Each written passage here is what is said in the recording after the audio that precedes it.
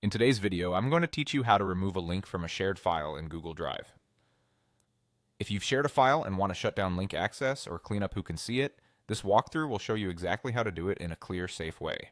Start by logging into Google Drive using your usual account.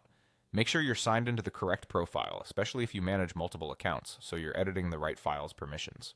Next, locate the file you want to update. You can use the search bar at the top, browse through My Drive, or check the recent section if you opened it not long ago. Once you've found the file, you don't need to open it, just highlight it in the list. Now right-click the file to open the context menu. From there, go to Share, then click Share to bring up the sharing window. This panel is where all access controls live, and you'll handle both link settings and individual people's permissions from here. In the sharing window, look for the General Access section. You'll see a drop-down that might say something like Anyone with the link or Restricted. Click that drop-down to adjust the general restrictions. Choose Restricted. Setting it to restricted turns off link-based access, which means that even if someone has the old link, it will no longer open the file unless they're specifically granted access.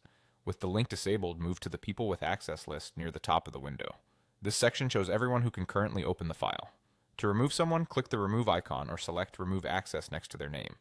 Repeat this for anyone you no longer want to have access. Keep in mind that you can't remove the file's owner, and you should make sure you don't remove yourself unless that's intentional. If you just want to prevent editing, you can switch their role instead, but if the goal is to fully revoke their access, remove them from the list. As you make these changes, Drive saves them automatically. Once you've set general access to restricted and removed anyone who shouldn't be there, the shared link will no longer work for others, and only the people still listed will be able to open the file.